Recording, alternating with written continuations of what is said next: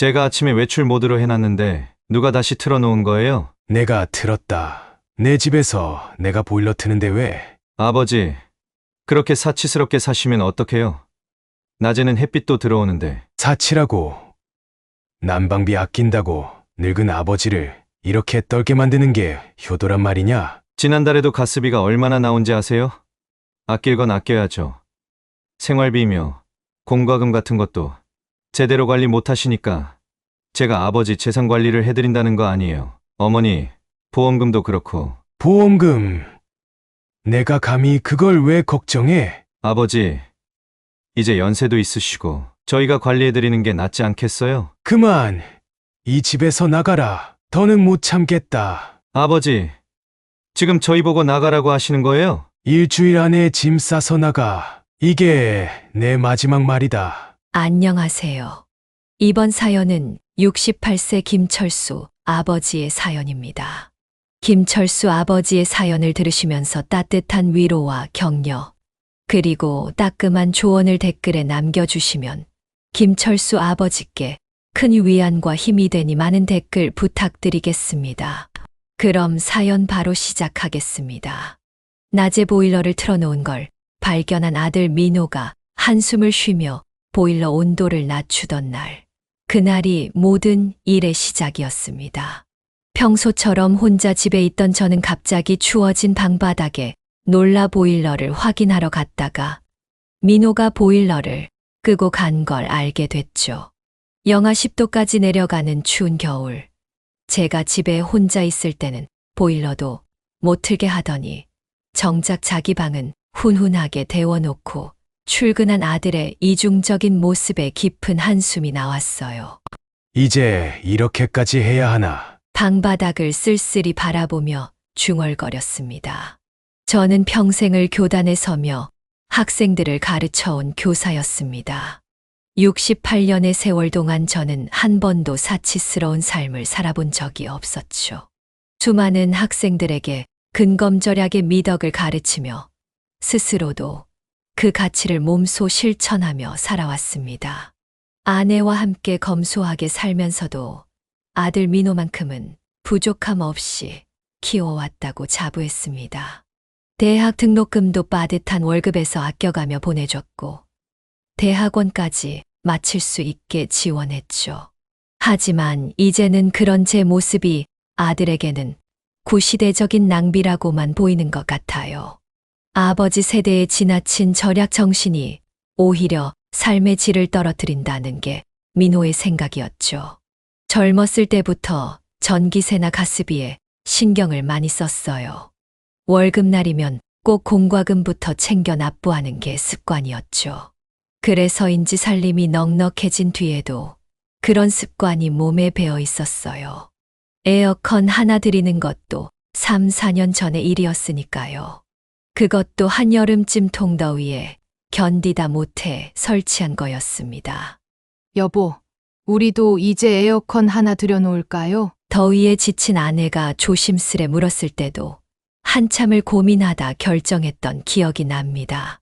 아버지, 집이 왜 이렇게 냉골이에요? 아직도 보일러 안 틀으셨어요? 어느 추운 겨울날 아들네 가족이 주말 점심을 먹으러 왔다가 던진 말이었습니다.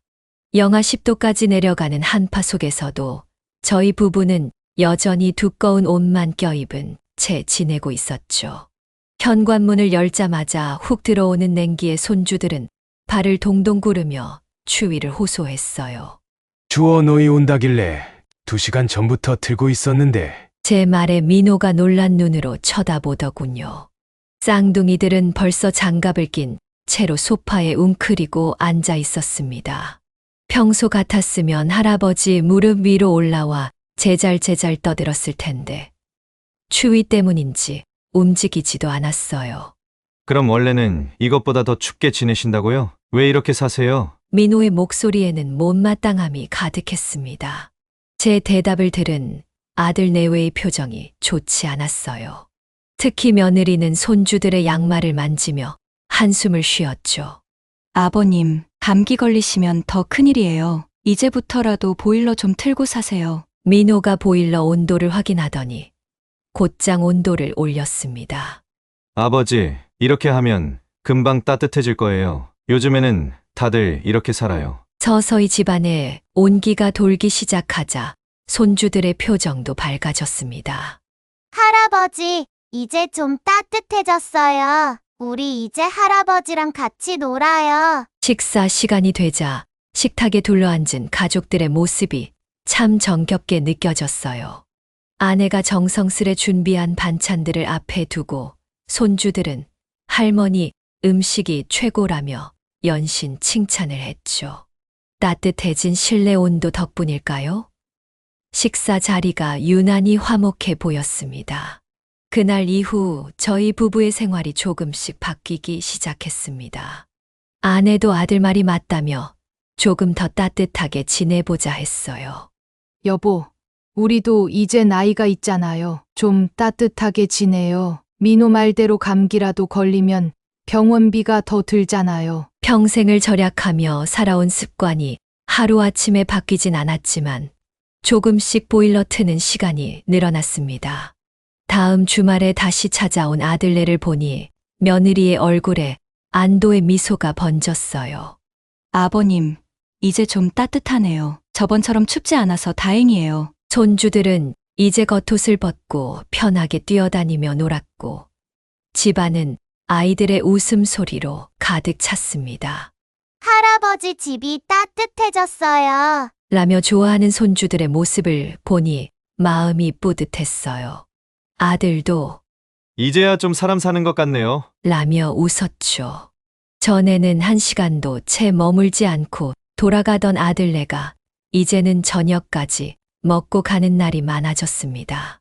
주중에도 종종 들르던 민호는 퇴근길에 이것저것 사들고 오기도 했어요.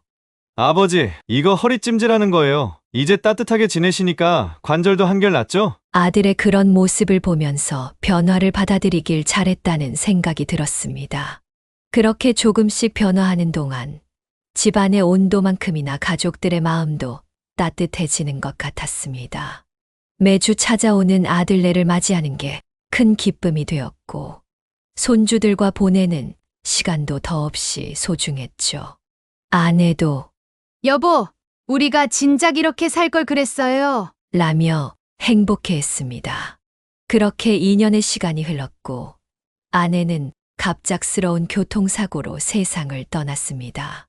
창가에 앉아 바깥을 물끄러미 바라보던 어느 날이었죠.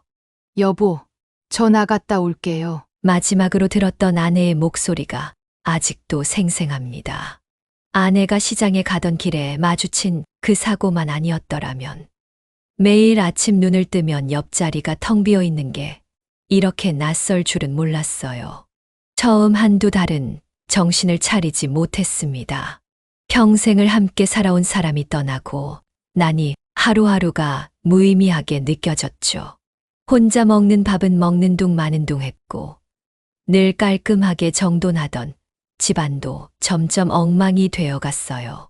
철수 씨, 이러다 몸 상하겠어요. 밥이라도 제대로 드세요. 동네 사람들의 걱정 어린 말도 귓가에 맴돌기만 할 뿐이었습니다. 늦봄이 되어 날씨가 풀리고 나서야 겨우 일상으로 돌아올 수 있었어요. 아내가 없는 집은 너무나 넓고 쓸쓸했지만 그래도 하루하루 견뎌내야 했으니까요. 아버지, 저희가 아버지 집으로 들어와서 살게요. 어느 날 민호가 찾아와 그런 제안을 했습니다. 처음에는 놀라웠어요. 아들이 저를 걱정해서 그런 결정을 했다는 게 고마우면서도 한편으로는 불안했거든요. 아버지도 혼자 계시니까 불안하기도 하고요. 민호의 말에는 진심이 담겨 있었습니다. 뜻밖의 그 말에 어리둥절한 반응을 보이자 아들이 말을 이었어요. 어차피 좀 더 시간이 지나면 아버지도 계속 혼자 사실 수는 없을 거 아니에요. 그 말을 듣는 순간 제 마음 한켠이 찡해졌습니다. 자식이 하나뿐인 부모를 걱정하는 마음이 이렇게 따뜻할 수가 있나 싶었죠. 함께 살기로 한 결정은 그렇게 빨리 이루어졌습니다. 홀린 듯 고개를 끄덕였던 그때 저는 이것이 우리 부자 관계의 전환점이 될 줄은 전혀 몰랐어요. 아버지, 이제 저희가 모실게요. 너무 걱정하지 마세요. 민호는 그렇게 말했고 며느리도 기꺼이 동의했죠. 쌍둥이 손주들은 할아버지와 함께 산다는 소식에 신이 나서 팔짝팔짝 뛰었습니다. 처음 몇 달은 모든 게 순조로웠어요. 아침에 일어나면 손주들의 제잘거림이 집안을 가득 채웠고 저녁이면 온 가족이 모여 식사를 했죠. 텅 비어 있던 집에 다시 활기가 돌아왔습니다. 할아버지, 이거 맛있어요. 손주들이 건네는 수저의 반찬 하나에도 가슴이 따뜻해졌어요. 혼자 있을 때는 상상도 못했던 행복한 순간들이었습니다. 하지만 그 평화로움도 잠시였어요. 아들과 며느리는 맞벌이를 했기 때문에 낮에는 대부분 제가 혼자 집을 지켰습니다. 처음에는 그저 심심한 정도였는데 점점 불편한 상황이 생기기 시작했죠. 아버지, 낮에는 보일러 좀 줄여주세요. 어차피 혼자 계시잖아요. 민호의 말투에는 어딘가 모르게 날이 서 있었습니다. 삶의 방식이 다르다는 것을 실감하게 된 건 그때부터였어요. 아들 내외는 현대적인 생활을 추구했고 저는 제가 살아온 방식을 고수하고 싶었죠. 특히 에너지 사용을 둘러싼 갈등은 시간이 갈수록 깊어졌습니다. 아내가 살아 있었다면 어땠을까 하는 생각이 자주 들었습니다. 아내였다면 이런 상황을 어떻게 해결했을까? 하지만 이제는 그저 혼자서 이 모든 것을 감당해야 했죠. 함께 산다는 것이 이렇게 어려운 일인 줄은 미처 몰랐습니다. 그렇게 시간이 흘러 겨울의 한복판에 접어들었습니다. 매서운 한파가 기승을 부리던 어느 날 아침, 민호가 출근하기 전 보일러 온도를 확인하는 모습이 눈에 띄었어요. 아버지, 이렇게 높게 해놓으시면 안 돼요. 20도면 충분하잖아요. 민호의 말에는 날카로움이 묻어났습니다. 내가 어릴 때는 이렇게 추운 줄 몰랐나 보구나. 제 중얼거림에 민호는 대꾸도 없이 현관문을 나섰습니다. 아들은 매일 아침 출근하면서 보일러를 끄고 갔습니다. 처음에는 제가 모르게 하더니 나중에는 대놓고 외출 모드로 바꿔놓곤 했어요. 아버지, 낮에는 어차피 햇볕이 들어서 따뜻하잖아요. 두꺼운 옷 입고 계시면 되죠. 그 말을 들을 때마다 가슴 한켠이 먹먹해졌습니다. 창가에 앉아 있으면 따뜻하다는 아들의 말처럼 저는 매일 창가 자리를 지키며 차가운 방바닥을 견뎌냈죠. 아버지 세대처럼 살면 우리도 노후 대비를 못해요. 민호의 이런 말들이 서서히 저를 옥죄어 오기 시작했습니다. 어느 날은 제가 감기에 걸려 알아 누웠어요. 춥고 습한 집에서 지내다 보니 면역력이 떨어진 모양이었죠. 아침부터 열이 나고 몸살 기운이 심했지만 약 한 봉지 사오는 것조차 아들의 눈치를 봐야 했습니다. 정작 제가 아플 때도 보일러는 여전히 외출 모드였죠. 감기약은 드셨어요? 며느리가 퇴근길에 사온 약을 건네며 물었지만 그 말에도 진심 어린 걱정은 느껴지지 않았습니다. 상황이 이렇다 보니 며느리와의 관계도 조금씩 서먹해졌어요. 아버님, 저희도 빠듯해서 그래요. 요즘 관리비가 너무 많이 나와서. 며느리는 민호보다는 완곡하게 말했지만 결국 하고 싶은 말은 같았습니다. 어느 날은 제가 빨래를 너무 자주 한다며 싸움이 났습니다. 아버지, 옷 몇 벌 가지고 왜 매일 세탁기를 돌리세요? 전기세 얼마나 나오는 줄 아세요? 평생 깔끔하게 살아온 제 생활 습관마저 아들에게는 사치스러운 낭비로 보이는 모양이었어요. 내가 평생 교단에 서면서 이런 대접 받으려고 너를 키웠으나 목구멍까지 차오르는 말을 삼키며 빨래감을 들고 돌아섰습니다. 더 서글펐던 건 사돈들이 왔을 때였습니다. 제 며느리 친정어머니가 방문하신 날, 민호는 보일러를 평소와 다르게 빵빵하게 틀어놨어요. 엄마, 우리 집 따뜻하지? 며느리의 말에 저는 쓴웃음만 지을 수밖에 없었습니다. 정작 제가 추위에 떨 때는 아무런 관심도 없더니 체면을 차리기 위해서는 아낌없이 보일러를 트는 아들이 너무나 낯설었어요. 참 좋으시겠어요. 이렇게 따뜻한 집에서 사시니. 사돈의 말에 가슴 한켠이 찢어지는 것 같았습니다. 민호야, 내가 어릴 때 기억나니? 내가 감기에 걸려 앓을 때면 너희 엄마랑 나는 밤새 너 옆에서 간호했었는데. 문득 이런 말을 꺼내보고 싶었지만 차마 하지 못했습니다. 지금의 민호는 그런 추억마저 낭비라고 생각할지도 모른다는 생각이 들었거든요. 설상가상으로 관리비 고지서를 받는 날이면 꼭 다툼이 있었어요. 아버지 때문에 관리비가 이렇게 나왔잖아요. 민호는 고지서를 들고 와서는 제게 보여주곤 했습니다. 하지만 저는 알고 있었어요. 밤새 트는 보일러, 매일 사용하는 식기세척기, 건조기까지. 관리비가 많이 나오는 건 단순히 제 보일러 사용 때문만은 아니었죠. 내가 쓰는 것은 다 필요한 거고 내가 쓰는 것만 낭비니? 이런 말이 목구멍까지 차올랐다가 다시 삼켜지기를 수십 번. 점점 집 안의 공기는 차가워졌습니다. 온도계의 숫자보다 더 차가운 건 서로를 바라보는 눈빛이었어요. 내 집에서 이렇게까지 눈치 보며 살아야 하나? 매일 밤 이불 속에서 이런 생각을 하다 잠이 들곤 했습니다. 함께 산다는 것이 이렇게 서로에게 상처가 될 줄은 몰랐어요.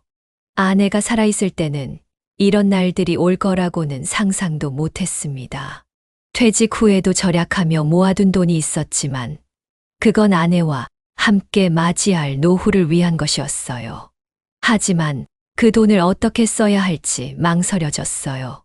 아들은 그 통장을 알게 되면 어떤 말을 할까? 생각만 해도 가슴이 답답해졌죠. 저녁 식사 시간도 점점 불편해졌습니다. 다들 각자의 시간에 맞춰 따로 먹기 시작했고, 주말에도 함께 모여 앉는 일이 드물어졌어요. 손주들은 이제 제 방에는 발걸음도 하지 않게 되었고, 거실에서 마주치면 어색한 인사만 나눌 뿐이었죠. 한 집에 살면서도 마치 남처럼 지내는 이 현실이 너무나 고통스러웠습니다. 그러던 어느 날, 민호가 퇴근하고 돌아와 조심스럽게 말을 꺼냈습니다. 아버지, 어머니, 보험금은 얼마나 돼요? 갑작스러운 질문에 저는 숟가락을 내려놓을 수밖에 없었어요. 내가 왜 그걸? 말끝을 흐리는 제게 민호가 말을 이었습니다. 솔직히 아버님 앞으로 된 이 집도 보험금도 제가 관리하는 게 좋지 않을까요? 아버님은 연세도 있으시고. 그 순간 저는 아내가 떠나던 날의 기억이 스쳐 지나갔습니다. 아내가 마지막으로 남긴 보험금마저 이렇게 빼앗기게 될 줄은 몰랐죠. 순간 온몸에 힘이 빠졌습니다. 아내가 남긴 보험금은 제게 마지막 남은 안식처나 다름없었는데 아들은 그마저 가져가려 했어요. 민호야, 그건 내 엄마가 나와 함께 모은 돈이야. 우리의 노후 자금이라고. 제 말이 채 끝나기도 전에 민호가 말을 자르더군요. 아버지, 무슨 노후요? 지금처럼 전기세, 난방비 이렇게 쓰시다가는 그 돈 금방 바닥나실 텐데요. 민호의 눈빛에는 이미 그 돈을 자신의 것으로 생각하는 욕심이 서려 있었습니다. 며느리도 거들었습니다. 아버님, 저희가 관리해 드릴게요. 매달 용돈도 드리고. 마치 사전에 짜고 한 것처럼 아들과 며느리가 한마음으로 저를 몰아세웠습니다. 제가 평생 모아온 재산을 마치 어린아이의 장난감 다루듯 하는 그들의 태도에 가슴이 무너져 내렸어요. 문득 민호가 어렸을 때 첫 용돈을 줬던 날이 떠올랐습니다. 그때 민호의 해맑은 웃음은 어디로 갔을까요? 이 집은 내 집이야. 내가 평생 벌어서 마련한. 제 말에 민호가 차갑게 웃으며 말했습니다. 아버지, 그럼 저희 보고 나가라는 말씀이세요? 그동안 아버지 모시느라 저희가 얼마나 희생했는데요. 희생이라. 그 단어가 제 가슴을 파고들었습니다. 자식이 부모를 모시는 것을 희생이라 표현하는 아들의 말에 눈앞이 캄캄해졌어요. 내가 너를 키우면서 희생이라는 말을 한 적이 있더냐? 목구멍까지 차오르는 서러움을 삼키며 중얼거렸습니다. 다음 날부터 아들 내외의 태도는 더욱 노골적으로 변했습니다. 보일러는 아예 제 의견은 묻지도 않고 마음대로 조절했고, 제가 무언가를 하려고 하면 아버지, 그렇게 하시면 안 돼요. 라는 말이 일상이 되었죠. 마치 치매 환자를 대하듯 모든 행동을 검열하고 통제하려 들었어요. 식사 시간에도 아버지, 그렇게 드시면 안 돼요. 라며 밥그릇까지 감시하기 시작했습니다. 손주들과 이야기를 나누는 것조차 제약이 따랐어요. 할아버지 피곤하시니까 방에 가서 너희들끼리 놀아. 며느리의 말에 손주들은 점점 제 방의 발걸음을 끊었습니다. 설상가상으로 민호는 이웃들에게도 제 험담을 늘어놓기 시작했습니다. 우리 아버지가 연세가 있으셔서 감당하기 힘들어요. 라며 마치 제가 문제 있는 사람인 것처럼 말하고 다녔죠. 평생을 이웃들과 정답게 지내온 제가 이제는 고개를 들고 복도를 걸을 수도 없게 되었습니다. 엘리베이터에서 마주치는 이웃들의 동정 어린 시선이 칼날이 되어 가슴을 찔렀어요. 급기야 어느 날 민호가 변호사와 함께 집에 들어왔어요. 아버지, 이제 법적으로 정리하는 게 좋을 것 같아요. 이 집도 제 앞으로 돌리시고. 제 입에서는 말이 나오지 않았습니다. 평생을 바쳐 키운 자식이 이제는 변호사까지 동원의 저를 몰아세우는 현실이 도저히 믿기지 않았어요. 변호사는 법적 용어들을 늘어놓으며 제 재산을 정리하는 방안을 설명했지만 그 말들은 제 귓가에 맴돌기만 할 뿐이었습니다. 그날 밤 저는 밤새 잠을 이루지 못했습니다. 창밖으로 보이는 달빛이 유난히 차갑게 느껴졌어요. 문득 서랍 속에 있는 아내의 사진을 꺼내 보았습니다. 여보, 우리가 그렇게 키운 아들인데 내가 무엇을 잘못한 걸까요? 뜨거운 눈물이 아내의 사진 위로 떨어졌습니다.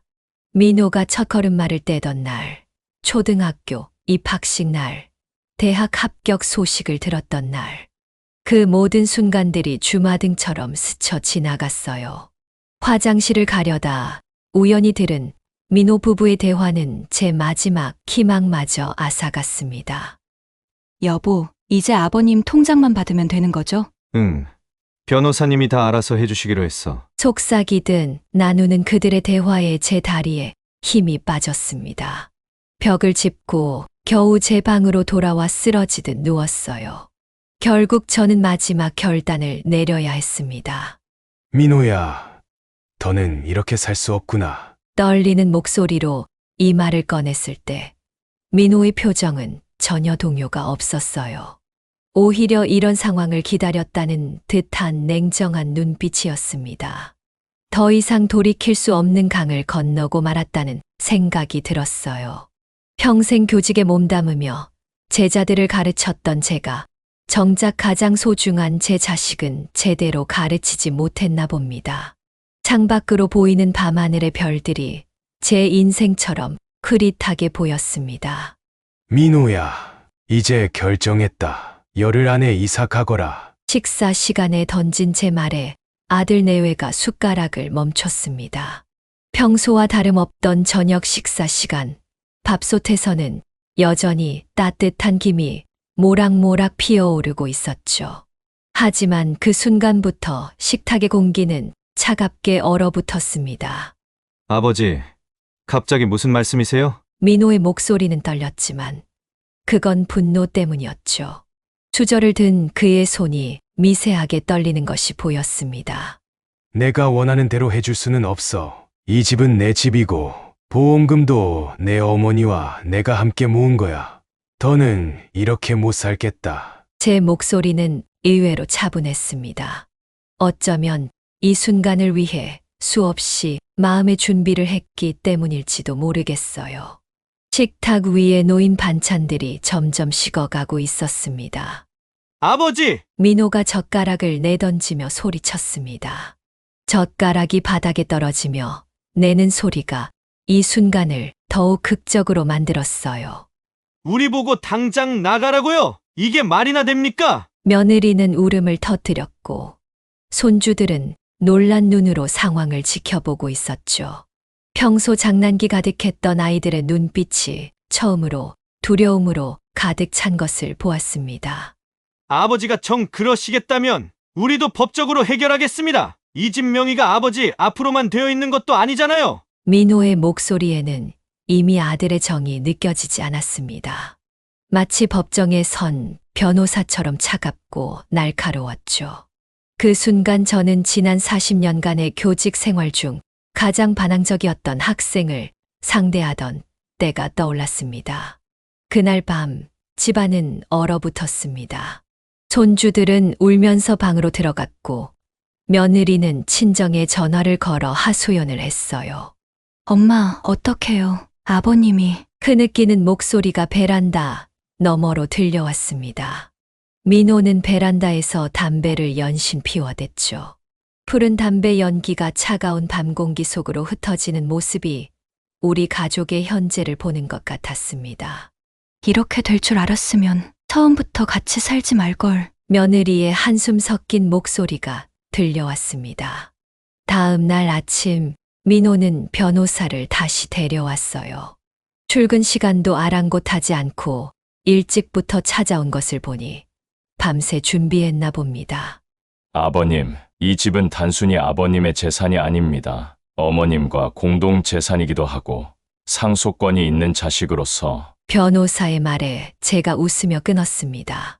교단에서 수없이 해왔던 그 미소, 학생들의 반항을 지그시 누르던 그 미소로 말이죠. 그래, 민호야, 내 말이 맞다. 하지만 난 아직 살아있어. 내 재산을 내 맘대로 할 순 없어. 이틀 뒤 민호가 서류 뭉치를 들고 왔습니다. 주택임대차보호법이니 점유권이니 하는 말들을 늘어놓았죠. 아버지가 저희를 쫓아내시려면 이 모든 절차를 거쳐야 합니다. 최소 6개월은 걸릴 거예요. 제 아들은 이제 아들이 아닌 변호사가 되어 있었습니다. 한때 제 무릎에서 뛰놀던 그 아이는 어디로 갔을까요? 서류 뭉치 사이에서 제 아들의 어린 시절이 사라져버린 것만 같았습니다. 하지만 저도 만만치 않았어요.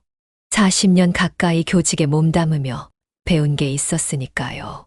그래, 내가 법대로 하고 싶다면 그러자. 서재에서 서류를 꺼내 보여줬습니다. 제가 지난 몇 달간 준비해온 것들이었어요.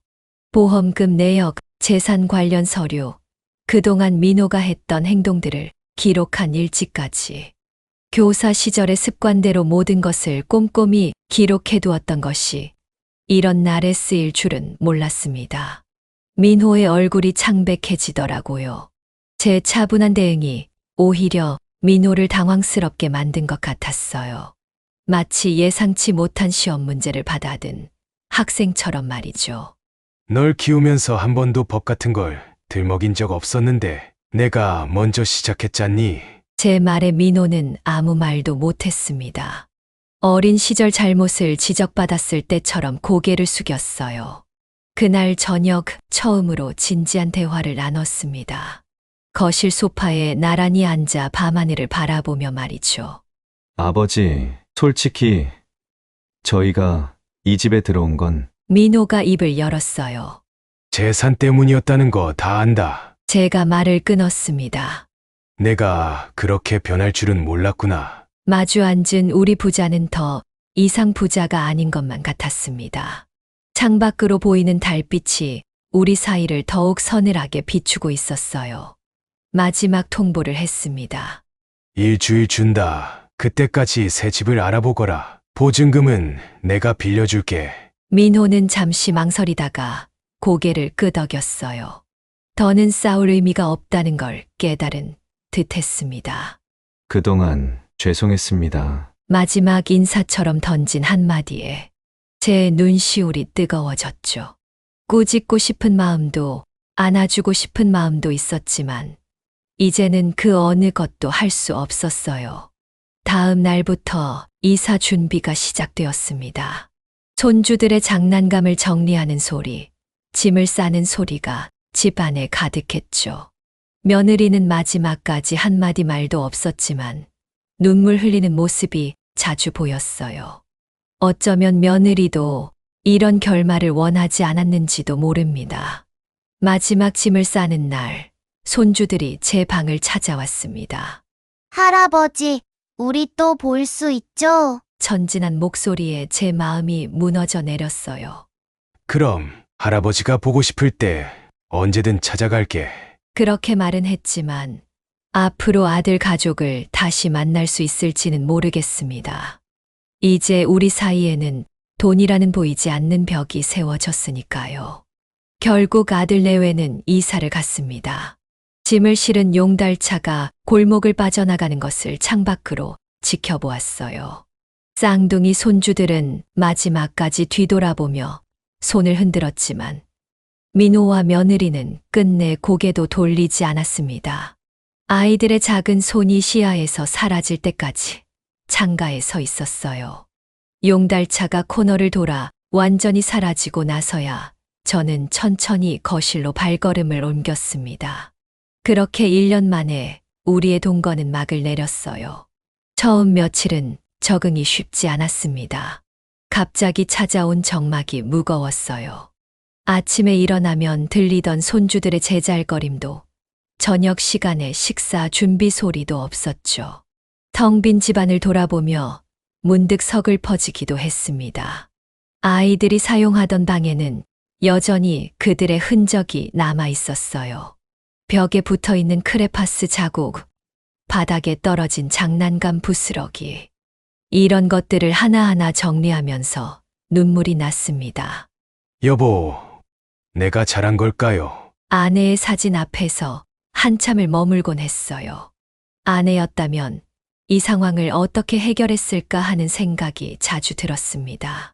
그녀는 늘 가족 간의 문제를 지혜롭게 풀어내곤 했으니까요.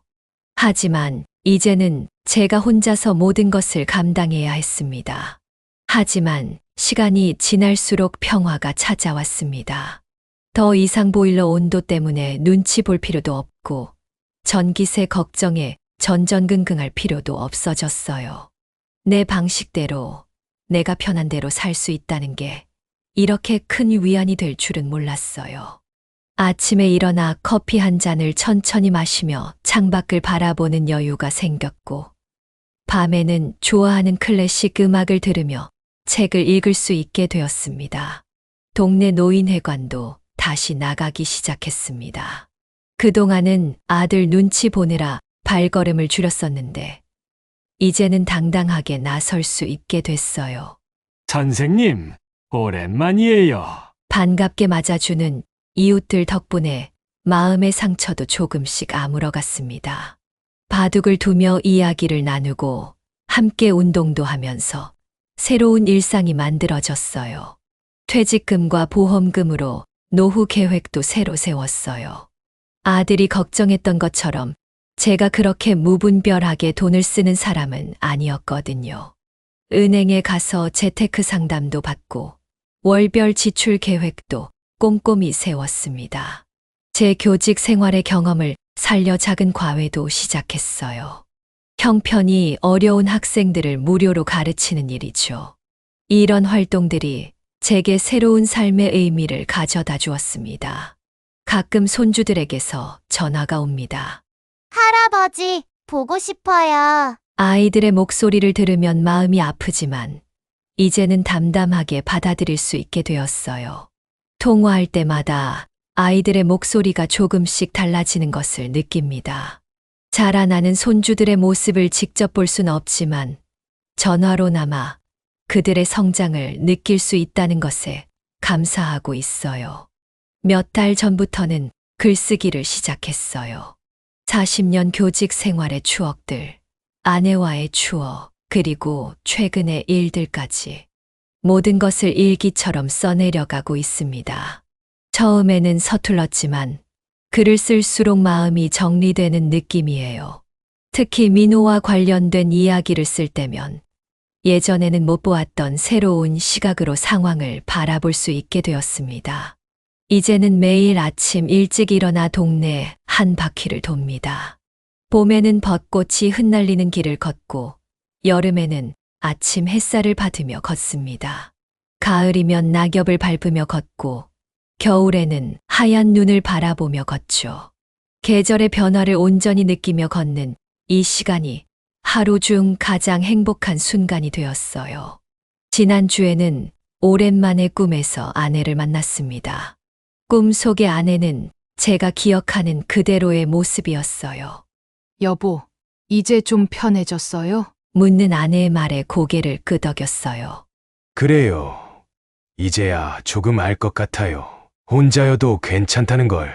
꿈에서 깨고 나서도 마음이 따뜻했습니다. 마치 아내가 제 선택을 지지해 주는 것 같았어요. 집 한켠에는 여전히 아들 가족의 흔적이 남아 있습니다. 정리하지 못한 장난감들, 벽에 걸린 가족 사진들. 이제는 이것들을 보며 아파하지 않아요. 그저 지나간 시간의 흔적으로 받아들이게 되었습니다. 때로는 그것들을 바라보며 미소 짓기도 해요. 모든 것에는 때가 있다는 걸 이제야 진정으로 이해하게 된 것 같습니다. 앞으로 얼마나 더 살게 될지 모르지만 이제는 두렵지 않습니다.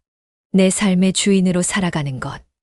그것이 진정한 행복이라는 걸 이제야 깨달았어요. 민호에게도 언젠가는 이 마음이 전해지길 바라면서 오늘도 저는 새로운 하루를 시작합니다. 창밖으로 보이는 아침 햇살이 어제보다 더 따스하게 느껴지네요. 여기까지 김철수 아버지의 사연이었습니다. 여러분은 어떻게 들으셨나요? 부모와 자식이라는 이유로 내 삶의 방식까지 포기할 필요는 없습니다. 당신의 인생을 당신 스스로 선택하세요. 함께 산다는